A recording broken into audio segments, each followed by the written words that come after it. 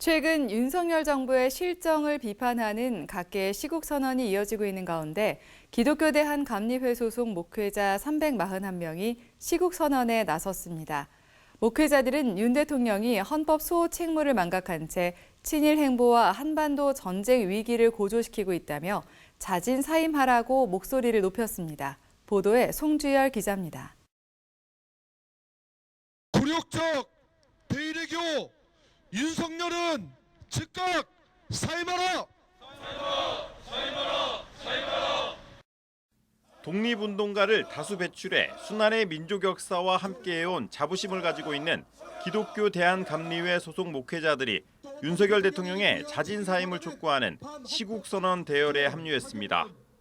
3일 기미독립선언 민족대표 33인 중 9명이 감리교인이었고 독립운동사에 굵은 족적을 남긴 전덕기 목사와 손종도 목사, 김구, 이준, 안창호, 서재필 선생 등 여러 인물들이 감리교인이었습니다.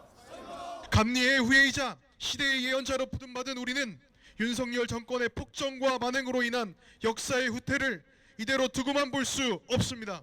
그것은 하나님의 뜻에 반하는 것은 물론 국가와 국민의 비극적인 운명을 방치하는 것과 다르지 않기 때문입니다. 감리교 목회자들은 취임한 지 1년도 안 된 윤석열 대통령이 대한민국 헌법을 망각한 채 친일 매국 행위와 검찰 독재, 한반도 전쟁 위기 조장으로 국가의 안위와 국민의 생명을 위협하고 있다고 주장했습니다. 감리회 새물결 상임대표 이경덕 목사는 일제 강제징용 제3자 변제안뿐만 아니라 우리 고유 영토인 독도와 후쿠시마 오염수 문제에 대한 윤석열 정부의 대응을 볼 때 대한민국 대통령으로서 자격이 없다고 비판했습니다.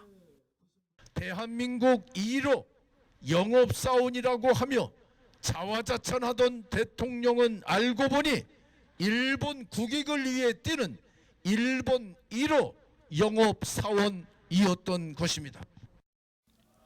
모건대 민주동문회 이상진 목사는 정전 70주년을 맞이하는 올해 정전 체제마저도 위태로운 상황까지 올 수도 있다는 염려를 해야 한다고 말했습니다.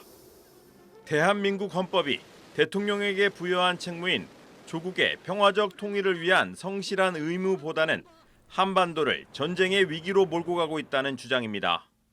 한반도를 전쟁의 연습장으로 만들고 역대 그 어느 정부보다도 더 심각한 긴장 상태로 몰고 가는 것이 오늘 대통령의 모습이고 현 정권의 모습입니다. 이것은 엄연한 직무유기이고 국민을 불안 가운데로 몰아넣는 위험천만한 일이고 동북아의 평화를 위협하며 세계의 평화를 위협하는 위험천만한 일임을 우리는 잘 압니다.